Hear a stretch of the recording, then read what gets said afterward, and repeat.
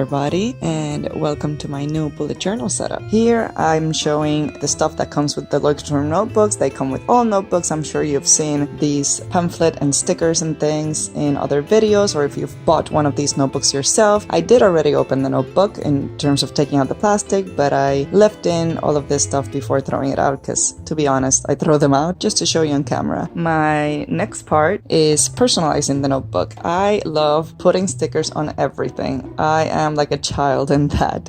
I carry around stickers with me just for everything. Every time that I get something new, I put a sticker on it.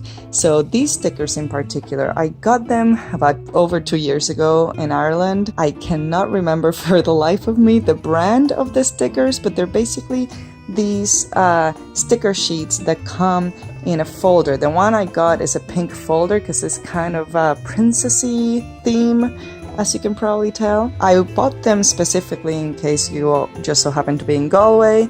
I bought them at the store Wooden Heart, which is possibly my absolute favorite store, not just in Galway, but in Ireland in general. It's a toy store, and it's a very overpriced toy store, but it is absolutely gorgeous. Once I am done with the stickers and decorating and personalizing the notebook itself, I'm gonna start with my name on the front. For the calligraphy, while I do my name, and you will see the same calligraphy throughout the setup, I am using the Jinhao that I have with the Goulet 1.5mm nib. Now I love having this nib because it basically serves for me as a on-the-go convenient way of doing Gothic calligraphy, which I love doing. It's my favorite type of lettering. For the purple, dark purple ink, I am using the Mont Blanc Lavender purple ink, which I am obsessed with because it looks dark purple, but then when the light shines on it and from a certain angle, it has this gorgeous gold sheen that just you get surprised from every single time because it's not obvious, but it's there. And you know it's there, even if you can't see it always. For this setup, I will be using two Jinhao 450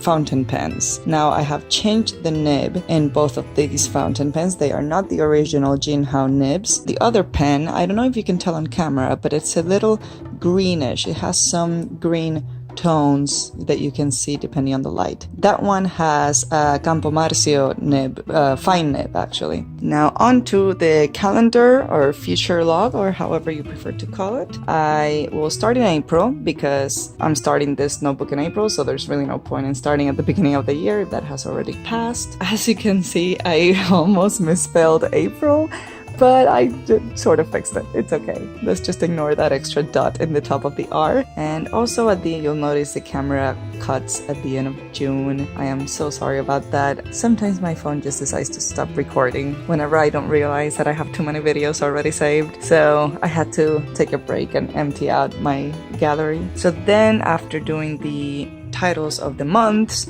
I went in with the other pen, the Jinhao with the Campo Marzio nib, and put in the first letter of each day of the week, as well as the numbers, which I'm not gonna show the speed through of me writing all of the numbers because nobody wants to see that. It's just long, but I'll show some of it. The ink I'm using with the Campo Marzio nib, the fine nib, is also from Campo Marzio. It's this ink called Arancio, which is this really pretty orange, yellowy orange. I've been quite obsessed with this ink. It's one of the inks I'm traveling with, which I'll later on do, probably next month or so. I have plans to do a video on the inks that I'm traveling with and how I store them in case you are interested in seeing that. Then I decided to use some washi tape. I don't remember where I got it. I do remember that this is the first washi tape I ever got, and I still have it because I don't really use washi tapes that much. I don't have that many. I don't have a very extensive collection. I just get one or two here and there whenever I see one that I really truly like. So I still have some of this and I love it because I used to use it to decorate everything when I first got it, and it just has a very good vibe in that sense for me because every time I see it, it just looks like a page I did because I have put it everywhere. Then I will, in the next page, just continue to write down the months. As you know, if you've seen my past bullet journal videos, I have been using a pocket-sized Baron Fig notebook, which is more like a typical traveler's journal insert. So it has fewer pages. I think it has 48 if I'm not mistaken. So it was only really enough for 3 months. I did in the current one, January, February, and March, and it is over. So I just kind of got sick of switching insert notebooks over and over again every few months. So I want something the same size, pocket size, but that's bigger and in terms of more pages and can hold hopefully a full year, which I think will be very possible considering I don't do that many spreads in terms of tracker and that kind of thing. As you can see, I am, besides the calligraphy part, I am keeping this setup fairly simple in terms of decoration. If you've seen my past bullet journal setups, you know that I tend to draw extensively on them and do at least one doodle per page.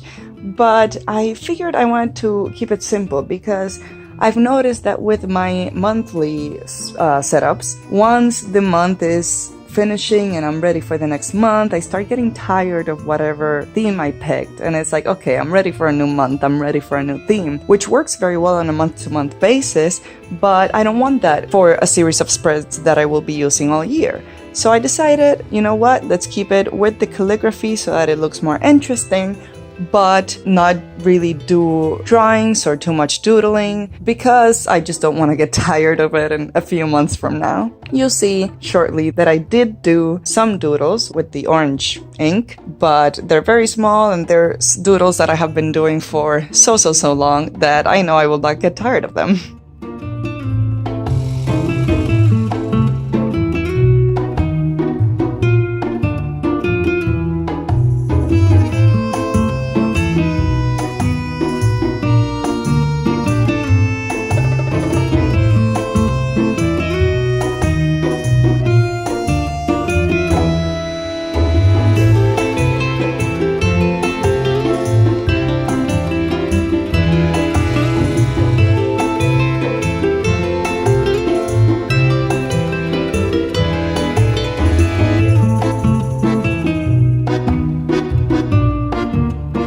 Once I am done with my calendar spreads, I am moving on to a notes page, which is kind of like a notes, a brain dump, a thoughts page, whatever you want to call it. I prefer the name notes for it. And it's just going to be any random idea that doesn't fit into any other category that I'm about to do. I can just write it down here. And I usually have a notes page on a monthly basis as well. Not a page, a notes section. So I think having this spread of 2 pages is good enough for a yearly note spread because I will do most of them on the dedicated month. This would just be for, I don't know, anything else that's random that I know that I will not get to in that particular month, but I want to get to at some point. As for the doodles, I'm just making some simple twigs, branches, flowers, leaves.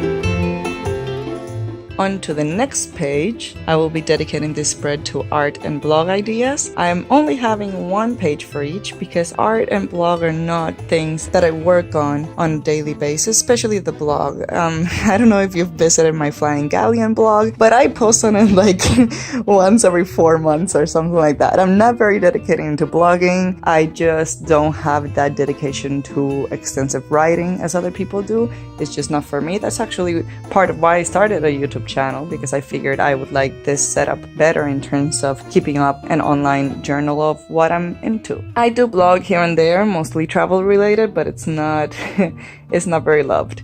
So 1 page will definitely be enough for the whole year. As for art, although I draw way more constantly, at least weekly, this page is particularly focused on ideas for bigger pieces and bigger projects, which of course I don't work on a big piece or a big project every single week. Those are a bit more spread out, so a page would be enough. It's probably going to be one thing per month or something like that.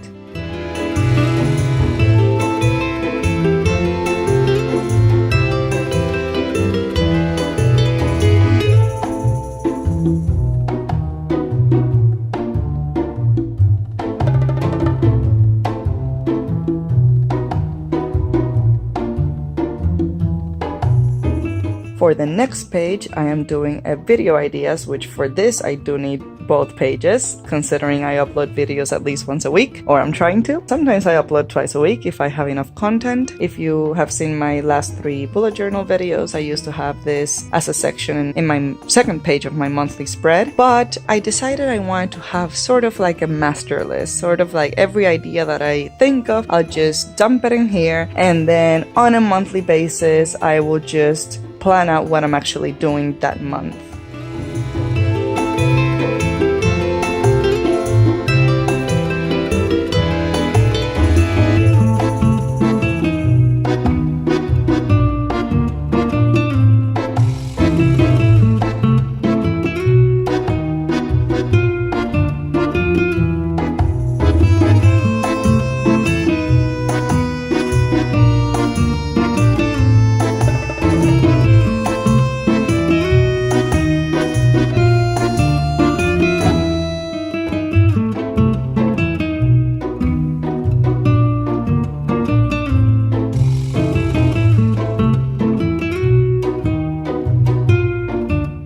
Next page is a quotes page, which I am also giving myself 2 pages for. This is the one that I actually don't know if 2 pages are going to be enough. We will see at the end of the year or a few months, depending on how long this page lasts me. I don't love every single quote I come across to. I actually find most quotes kind of cheesy, but there are some that I do find very inspiring and that I love using for calligraphy. So I'm actually not writing down here ones that I have already written down in calligraphy for my calligraphy Instagram, because those are already saved there. So I only want to use this page for quotes that I have not done in calligraphy already. If you want to check out my calligraphy Instagram and see all the quotes I like, I will put it on the screen right now.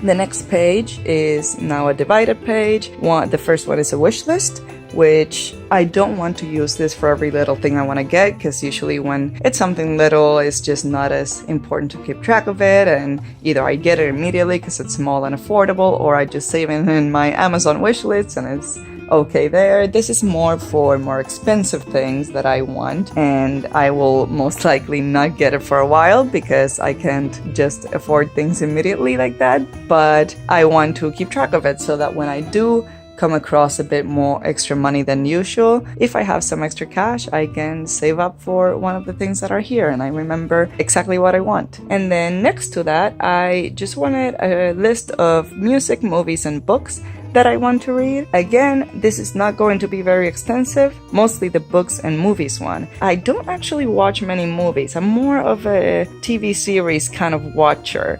And then that I don't have to write down as much because I'm already watching what I'm interested in. And of course, I'm going to remember to watch it, so I don't need to write it down. But there are certain movies that I do want to watch, and I want to remember that, oh yeah, that's something I wanted to watch for those rare nights where I actually think, you know what, I want to watch a movie today. And then kind of similar with books, there are certain authors that I know I like, and whenever I feel like reading a book, I tend to just go to those same authors and find a book that I haven't read yet. So those, of course, I don't need to write down here because it's not like I'm going to forget it. This is more specifically for random books that I hear about or come across to that I want to remember to read, and otherwise I will completely forget. Some of those authors that I love, in case you're interested, I guess my two current favorite ones, and not just current, for the past few years are Neil Gaiman. I have never known how to pronounce his last name, but him, and Carlos Ruiz Zafón, who is, in case you don't know him, the writer of Shadow of the Wind, which has become quite popular and has been translated to English. So in case you're interested, I highly recommend it. And then for the music, even though I do listen to music every single day, and you think I would need more space to track music that I want to listen to, again, I'm quite efficient when it comes to looking for music that I want to listen to. So I usually, whenever I think of something, I look for it that day. But those rare occasions where I'm out and about and I can't really look for a specific artist right then and there, and I hear someone that I like and somebody tells me who it is, then I can write the artist here to later on, whenever I have the time, look for it. And then finally, for the last spread, I want to do an ink journal. So essentially, I just want to keep track of the inks I have. This is something that I want to fill out on camera. I think it would be fun to do it all together. Of course, it would start off with just the inks that I'm traveling with, not the ones that stayed in Chicago, where I have all the rest of my stuff. But I think 2 pages would be enough, considering I won't really do much of big swatches here or anything. This would literally be just writing a sentence or a short sentence, just the name of the ink, really. I don't think there's anything to write a short sentence. Just basically writing the name of the ink with the ink itself and just keep track of it. That way I can also keep track of how it looks in the Leuchtturm paper, so that would be helpful as well. If it bleeds, if it goes, etc., feathers, whatever properties of ink that I do or do not want.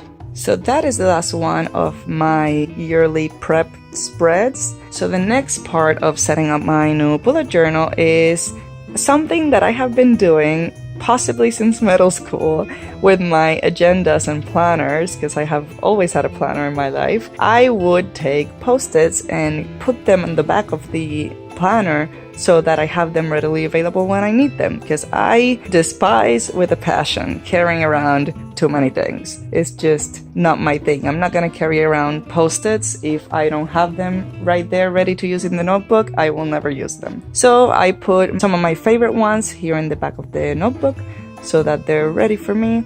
I used that rolling tape thing just to give it more strength in terms of the stickiness. And then finally, I am adding an adhesive pen holder so I can keep an extra pen in my traveler's notebook. I'm taking everything that I want to always keep with me in my bullet journal and putting it in the pocket. Most of these things, if not all of them, are from Etsy stores. So you'll see in the screen right about now what Etsy stores I got them from in order of appearance. And then that's pretty much it. You can see a quick flip through of how all the pages look like together.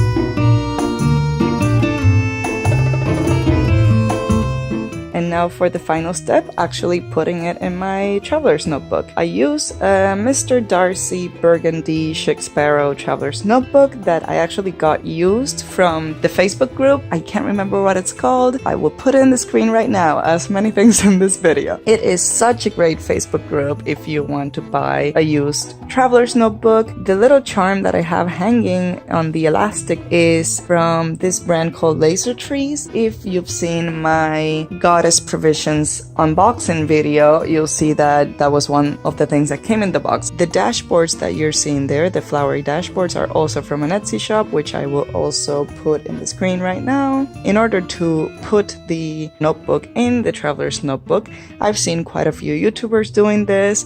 It seems like a fairly popular thing to do when you prefer notebooks with more pages, fitting it through the spine of the notebook. So that's about it. I hope you have enjoyed this bullet journal setup. I hope it has given you any ideas or inspiration in terms of what you want to do with your planning setup. And that's all. Have a fantastic day.